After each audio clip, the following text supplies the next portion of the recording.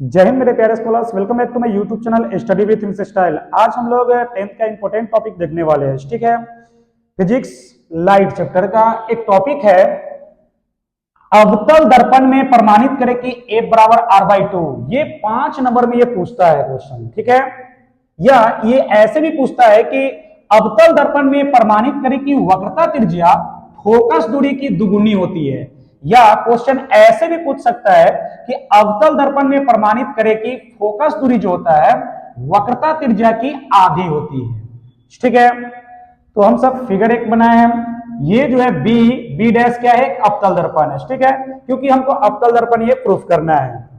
ठीक, तो हम क्या किए हैं कि एक अवतल दर्पण बनाए हैं जिसमें बी डैश क्या है, अवतल दर्पण है।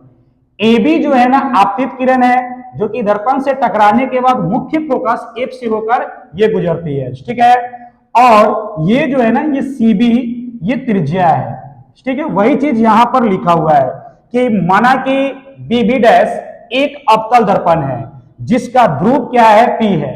बी और बी डैश क्या है, एक अवतल दर्पण है जिसका ध्रुव क्या है, पी है।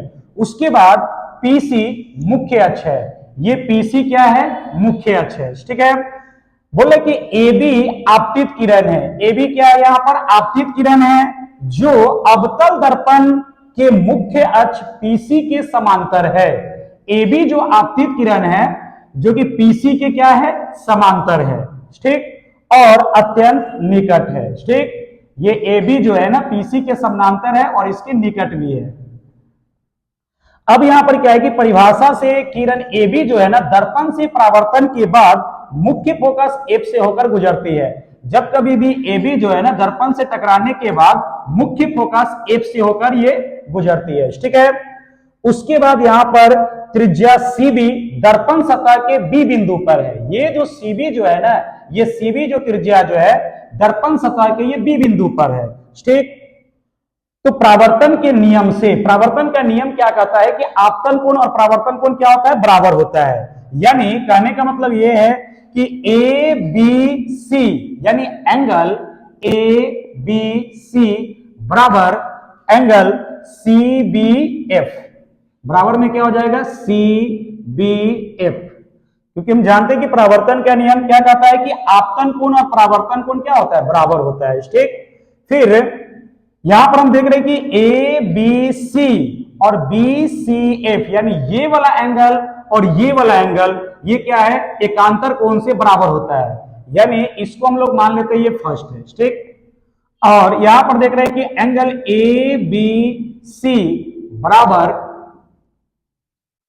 बी सी एफ यानी एंगल बी सी एफ। ठीक, ये क्या है, एकांतर कोण है। एकांतर कोण से, एकांतर कोण से ये क्या हो जाएगा, बराबर हो जाएगा। इसको हम लोग मान लेते हैं ये क्या है, ये 2 है।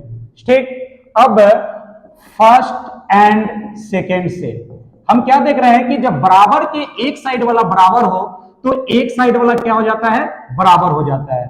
यानी यहां पर हो जाएगा कि सी बी एफ बराबर हो जाएगा एंगल बी सी एफ।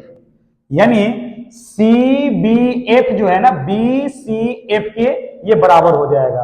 अब हम लोग आते हैं कि ये त्रिभुज में आते हैं, बी सी एफ त्रिभुज में हम लोग आते हैं। ठीक है, ये त्रिभुज में आते हैं। अब त्रिभुज बी सी एफ यानी बी सी एफ में, अब इस त्रिभुज में हम क्या देख रहे हैं कि यहां पर देख रहे हैं कि ये वाला एंगल यानी सी बी एफ और बी सी एफ यानी दो एंगल बराबर है। यानी इस त्रिभुज में हम क्या देख रहे हैं कि एंगल सी बी एफ बराबर एंगल बी सी एफ यानी ये वाला एंगल और ये वाला एंगल दोनों क्या है, बराबर है। जब दो एंगल बराबर हो तो उसके सामने का साइड बराबर हो जाता है। यानी इसके सामने ये वाला साइड और इसके सामने ये दोनों साइड क्या हो जाएगा, ये बराबर हो जाएगा। किसी भी त्रिभुज के अगर दो कोण बराबर हो तो उसके सामने का भुजा भी बराबर हो जाता है। ठीक है, यानी दो कोण बराबर है तो इसके सामने का भुजा भी बराबर हो जाएगा। यानी कहने का मतलब यह है कि बी एफ बराबर हो जाएगा सी एफ। सी एफ यानी बी एफ किसके बराबर हो जाएगा, सी एफ के बराबर हो जाएगा। क्यों, क्योंकि दो कोण बराबर है। किसी भी त्रिभुज के दो कोण बराबर होगा तो उसके सामने का साइड भी क्या हो जाएगा, बराबर हो जाएगा। यानी यहां पर हो जाएगा BF बराबर CF। और चूंकि B जो है ना P के काफी निकट है, B P के